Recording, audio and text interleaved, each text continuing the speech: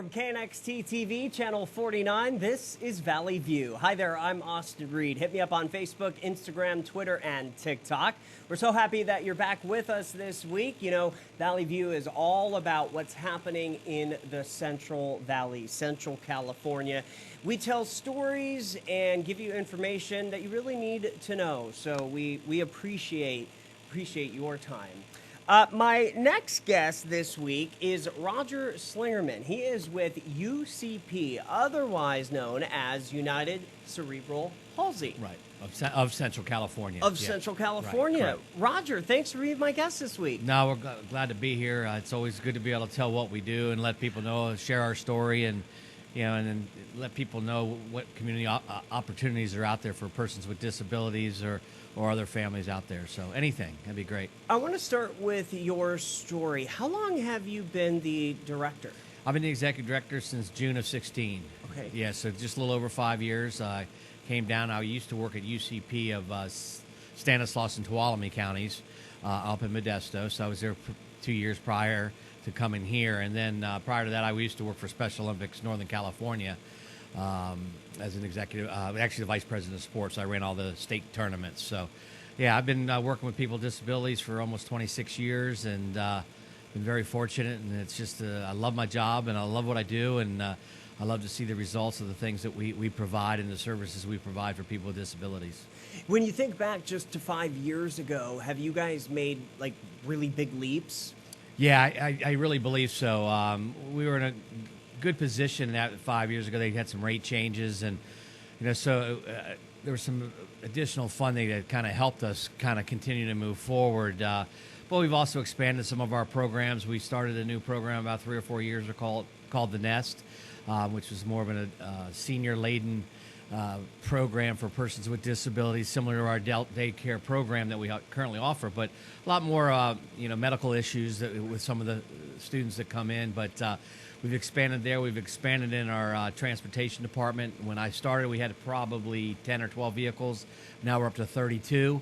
And so that means we're providing more services for the persons with disabilities in the community, getting them to and from our facilities. And there's been some good things, working with legislators, trying to get some funding increases and the right dollar amount to run the right business.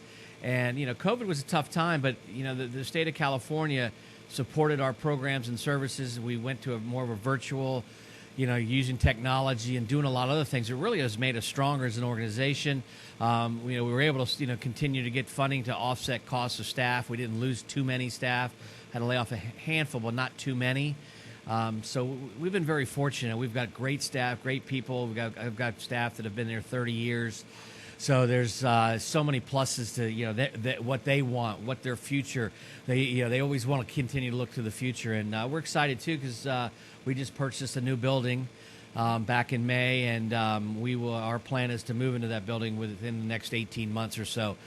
We purchased the Well Community Church in Clovis/Fresno, out there on Maple and Nees, and we just believe it's not only a great partnership, that we're moving into a building that they were in. We're blessed to be able to do that, and the fact that they're moving down the street to a new facility, and so we're partnering together in a lot of ways to get this through and make it work for us. We've still got some work to do and raise a bunch of money, and that's our next steps over the next time frame, and hopefully you guys will continue to see what we're doing in the community. One of our biggest struggles is knowing United Cerebral Palsy. Well, we only provide probably 10-15% of our population has cerebral palsy. A lot of other disabilities, intellectual disabilities, which includes everybody, as far as Down syndrome, autism, and other things along those lines. So that's just been our goal is to tell the story, tell the student story. Most of the people that come in our program are in the program till they can't be there anymore. So, and it's we're lucky. Our staff is the angels of our program. So I've been very fortunate and met so many good people. We have about 120 staff here in Northern California. We not only have our adult program here in Fresno, we also have a children's program in Hanford and in Kings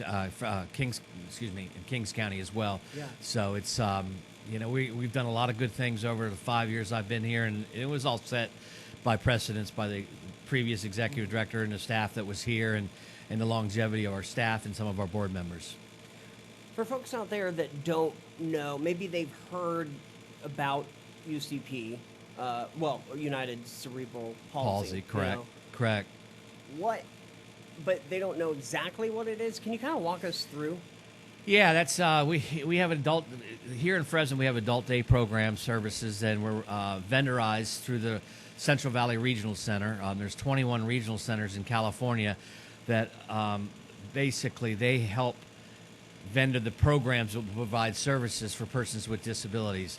We have about 12 different vendor codes that we work through them, that we get funded through the state of California through the DDS program, Disability Services Program in California, and through federal and state funding to be able to do most of the things that we provide. Our typical day is our students get picked up between 7:30 and 8:30 in the morning.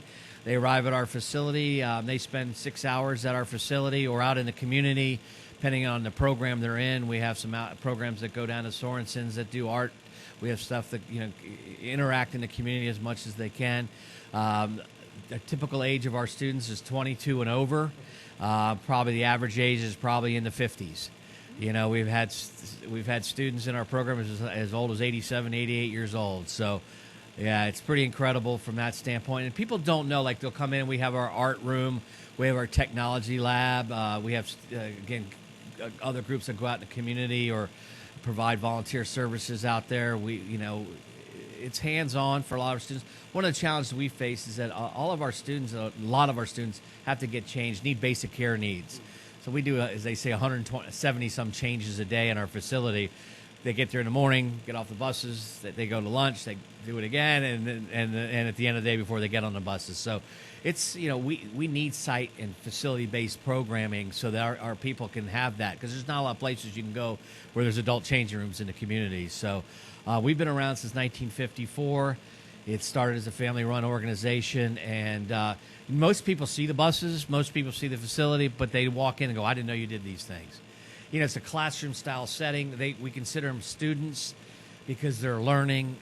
We're teaching them whether if they can work in the community. We try to do community-based programming that way. If they're not, and they're working in there, whether it's doing art classes or educational classes and fun classes, sports classes, and even as much as when getting in doing fantasy baseball and football throughout the year. It's real life activities that we're giving our students in our program. So yeah, and I'm sure they love it.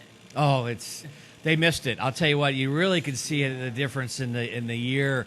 We were out from March of 2020 till 2019, 2020, yeah, right? 2020, We're 21. Yeah, I know. I know. I'm gonna get slapped around later because of that, but. And then we didn't. Our students didn't start coming back until April of 21, and we're about a half capacity now. We have social distancing issues in space and size and buses. We can only have so many back and forth. So there's transportation things that we're working through, and our staff's been creative. They've been outstanding. Our director of programs, Kelly Cunningham, been around almost 30 years. Kind of came up through the system. Very, very knowledgeable. Gets why we're doing it, and it's really about the student and the staff. The staff miss students, I think, more than the students miss the staff in some respects. Yeah. It's that interaction. It's another family. Our program has created another family within a family. We all work. It's like going to work and have been here 30 years, right? It's that same atmosphere.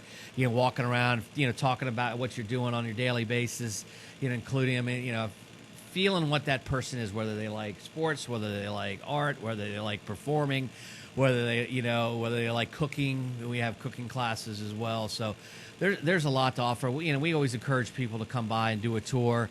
It's a little tougher right now, but once we get through some of this, and now of course you've got the other Delta variant that's causing havoc. But most of our staff is vaccinated, almost all. There's a handful that are still we're working on to get done, and most of our students are, and they understand the value of stopping the spread and what goes out there as well. Yeah, it's easier just to get the vaccine and go back to normal. Yeah, there's I respect the people that have some political views against it, and yeah, I'm not saying they're completely wrong, right, in a lot of different ways, but there's that we don't want it to spread anymore. We don't want it to be any worse. We'd hate to see a student get sick and then pass away if that came to that because of some of them and their immune systems and some of the, the things that they're already fighting and struggling against. May because we don't know. We were very fortunate we didn't have a student pass from COVID at all. Okay. We had a few get sick, but not too many. Okay. And because of distancing things we did, it was that way.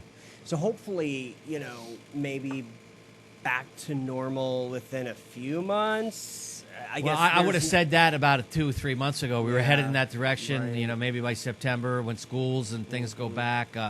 Now they're some places are requiring vaccination before you can come at all. Like Fresno State just posted, the state of California. Healthcare workers, and we find in that we're in that, and so if we have somebody that's not vaccinated, they actually have to go get tested every Monday or once a week, and so there's pluses and minuses to getting the vaccination. I believe it is. I think it's to help spread it, continue to spread it in a bad way. I do believe that down the road this becomes like the flu and others, and I'm not in the medical field, but it's going to be things that take people's lives, at a hopefully a smaller, pace and not as drastic as it was a year ago. We are going to take a quick break. Coming up, we're going to talk about September. Oh, September. It's like in September, but it's September. Yeah, okay. It's one of our fundraising activities, and it's a fun thing we did last year for the first time, being virtual, and it's a way for people to come out and raise money and awareness about what cerebral palsy and United Cerebral Palsy of Central California is. So September, we'll talk to Roger. We are having a great conversation so far. Roger Slingerman, Executive Director of United Cerebral Palsy in Central California. Coming up, like I said, we'll talk about September, and we'll have more from Roger. You're watching Valley View. Funding provided by People's Church and Trivia Hub. I'm Austin Reed. Stay with us.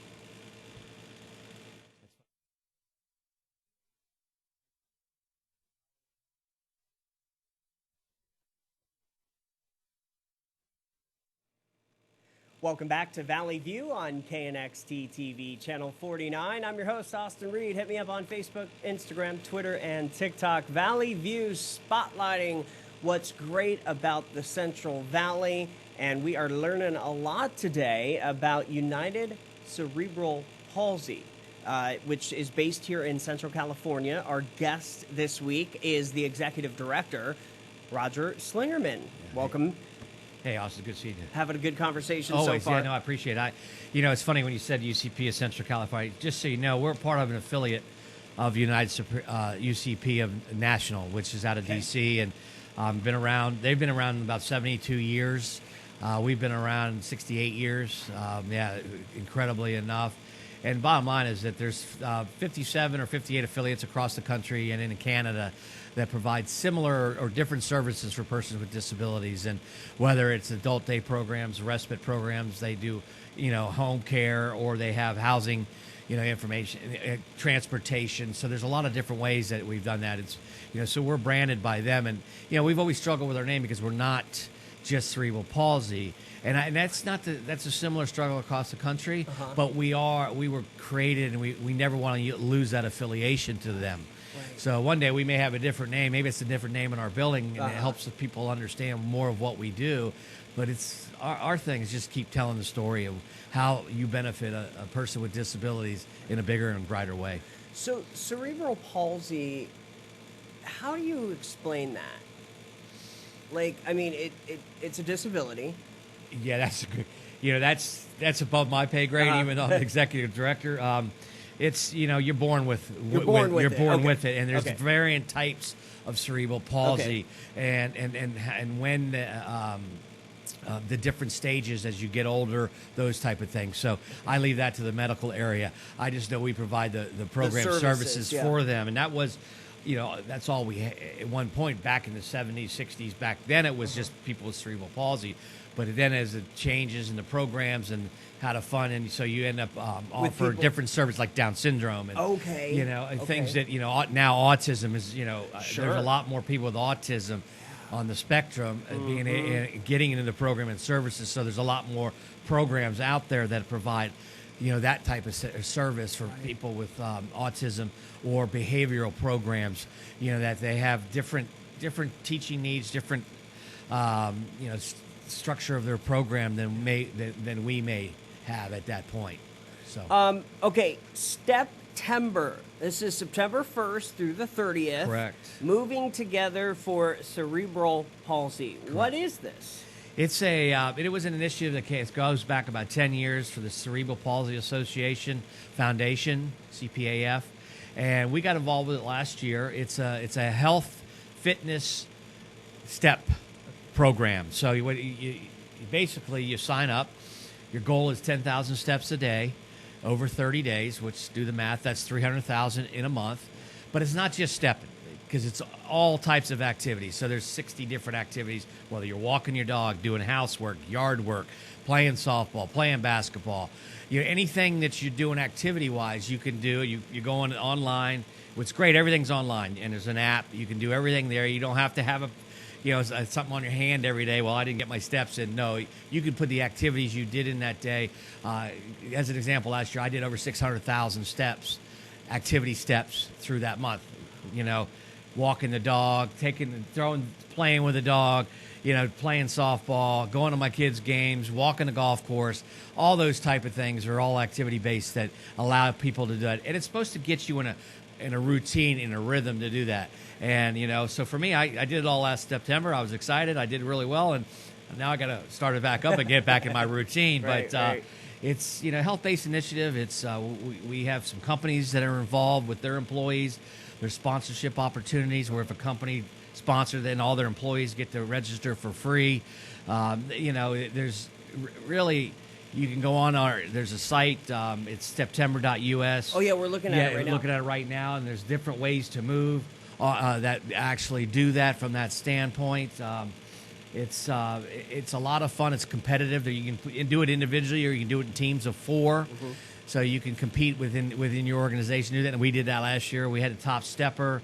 We had a top money raiser. Nice. Yeah, we raised over $16,000 last year, and we didn't start it until, mid-August because we started it late, but the people that did it last year are all back on board, and we're still trying to get more sponsors and more companies to be able to get involved with it. Yeah, let's talk a little bit about that. Any business that's watching right now, why sponsor this? Well, because the funds that get raised go back into our program, 100% of it.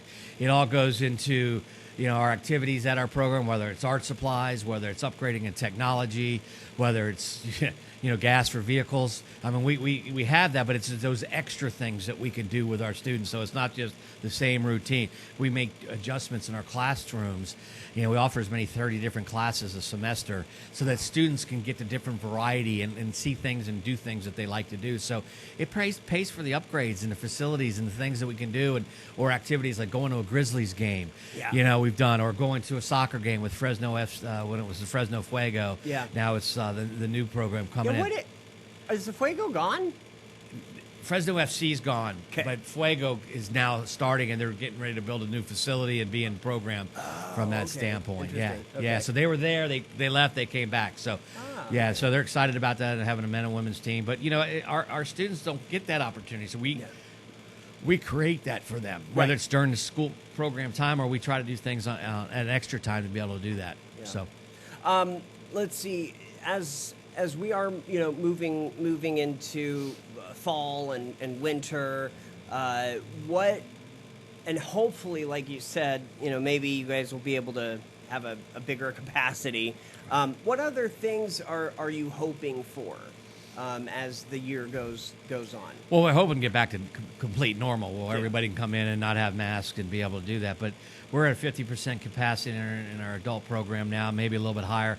Every week we're trying to add a little bit more in. We have to, work the space so it works. We keep people in separate pods, so there's not a lot of crossover interaction, because if you have that, then it's, trying to find out where it started is an issue. So logistical issues we have right now, just based on building space size and that type of thing is an issue.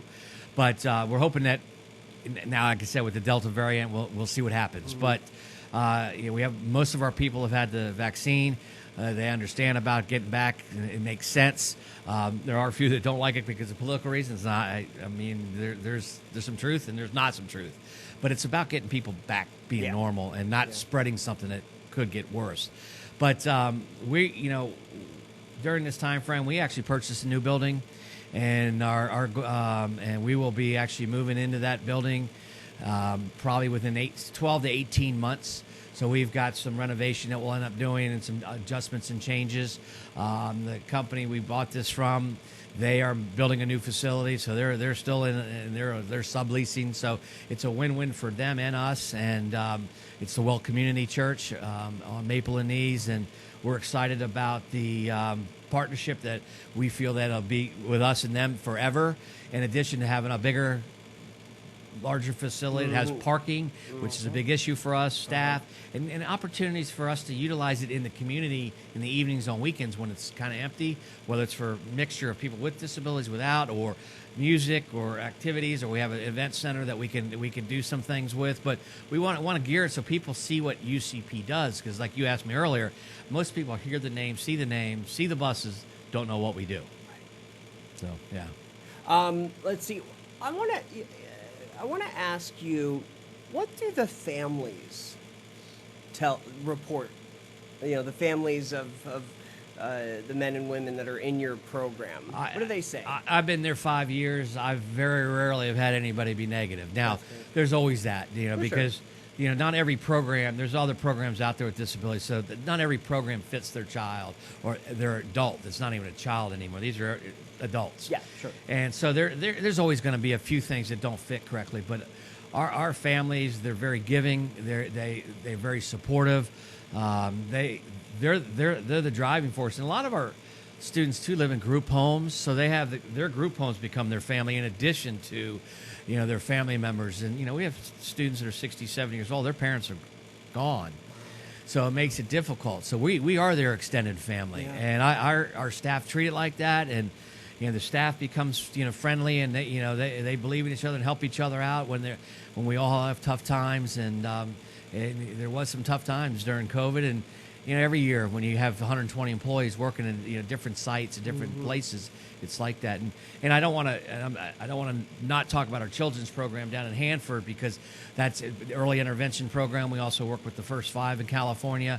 We impact about 600 kids and their families within a year. We also have a family resource center, and they do great work. They work with the kids when they're young, assess them, help them get into the regional center system. Then they go into the school program, and then some that were in that system are back in our adult program 25 years later. 20-some years later. Yeah. It's a great story. There's some great stories that family members, and we have this one group, Carib Flava. They own a food truck, and they do a fundraiser every year. But she had a son in our program. Now he gets home adaptive care now, and she just wanted to give back to us. And those are the mostly of the norm of our families that are involved in our program. That's incredible. Yeah. Just incredible. That makes it easier to do your job. Yeah, absolutely. Yes. Now, in Hanford, how long have you guys had that center for? Wow, they've been around almost 30 years as well. Wow. Okay. And we have an office in Hanford. We have one in Avenal, Corcoran, Lemoore, Hanford, Armona, and Kettleman City.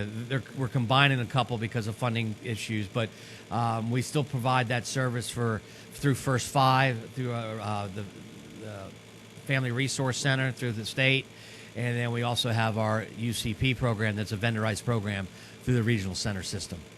Okay, so we've got about a minute left. Anything else I missed? Anything else you wanted to mention? No, one of the things we kind of hit upon it a couple different times. We talk about we are more than our name, and ironically, one day we may change our name in one respect, but we're always going to be associated with United Cerebral Palsy because they started that program. That's how it started, cerebral palsy. But you want people to know more about the different disabilities that we work and serve in the community, so that there are options or opportunities for those. They don't always know that. And we're doing a better job of telling our story, working with people like Central Valley Talk and this show as well, Valley View. And we appreciate the support of the community and what we do. And we've got a capital campaign coming up. And we need as they say, the low hanging fruit as much as the big guys down the road. But I believe what we're doing is the right thing, and it's something that'll be here sustainable and be here forever. So people can learn more about Steptember at steptember.us/join/UCPCC, right? Correct. And then if somebody wants to, you can register there as well. That's correct. And if somebody has questions about your program, or they want to inquire about maybe joining it. Correct. Where One is the best way to website, which reach? is ucpcc.org, Okay. or our phone number is 559-221-8272. So either way, and if you can't get a hold of them, tell them to ask for Roger. I'll get them to the right person, and we'd love to have whether it's a business or an individual or volunteers for events.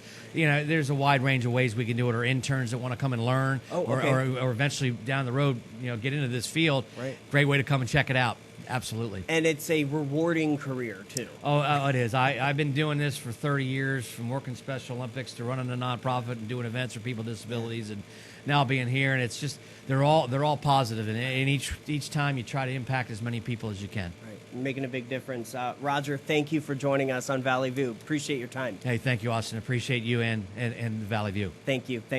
All right, that wraps it up for us this week. Thank you for watching. I'm Austin Reed. Funding for this program provided by People's Church in Fresno, along with Trivia Hub. If you have any questions for me about Valley View, hit me up on Facebook, Instagram, Twitter, or TikTok at Austin Reed on Air. Thanks for joining us, and have a great rest of your day. Bye-bye.